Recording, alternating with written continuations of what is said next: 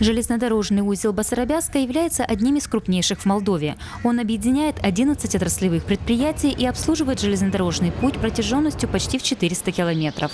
Здесь трудится около 2000 человек. Но сейчас железная дорога едва держится на плаву. За последние 5 лет грузоперевозки, которые являлись главным источником доходов, сократились вдвое. Сотрудники станции Басарабяска ощутили это одними из первых. Основной у нас сегодня ссылка делается на транзитные перевозки.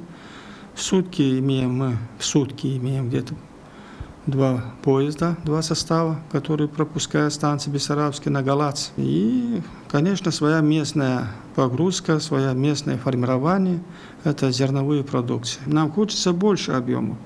Басарабяское вагонно-рефрижераторное депо по количеству сотрудников, объему и сложности выполняемых работ когда-то приравнивали к заводу. Здесь есть все возможности для проведения капитального ремонта любых типов вагонов и тепловозов, ремонта изотермических подвижных составов и локомотивов. Сроки их эксплуатации истекли 10, а то и 20 лет назад. На покупку новых средств в государстве нет. Поэтому умельцы из ВЧД-2 значительно продлевают поездам жизнь. В колесном цехе выполняют и вовсе уникальные виды работ. Но заказов с каждым годом поступает все меньше. Наш цех занимается распрессовкой колесных пар, вагонных и локомотивных колес. Делаем перетяжку бандажей, обточка колес. Это один цех такой, который в Молдове. Больше такого нет. Желательно бы всегда улучшать эту работу нашу. Инструмент, чтобы был, и чтобы нам покупали колеса, чтобы мы могли работать. Потому что в данный момент у нас новых колес нет. И мы как бы проставим без работы.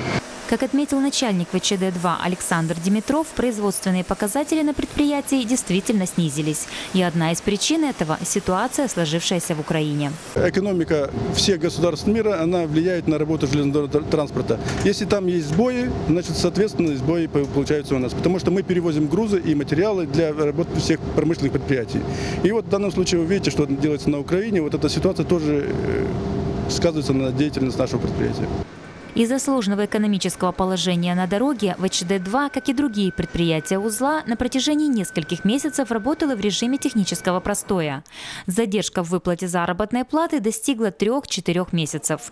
Это привело к серии протестных акций. Вот кормить детей нечем, услуги платить нету.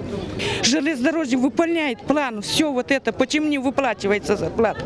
На данный момент часть задолженности по зарплате погашена, но для железнодорожников это является слабым утешением. Говорится, цены растут, зарплата маленькая. Хотя бы вот эти деньги, что есть, 3000, хотя бы платили бы вовремя и задолженность погасили. Все обещают, но ничего мы не видим в лучшую сторону. Один начальник дороги приходит, обещает, второй начальник приходит, обещает, и мы остаемся при своем. Ну, я думаю, что мы оптимисты, и будет лучше. Сегодня все понимают, что без экстренных денежных вливаний железной дороги не обойтись. Правительство Молдовы подписало в ноябре 2014 года соглашение с Европейским банком реконструкции и развития о выделении Молдове кредита в сумме 52,5 миллиона евро для закупки новых локомотивов и реструктуризации железнодорожной инфраструктуры. Евросоюз софинансирует этот инвестиционный проект посредством гранта в 5 миллионов евро.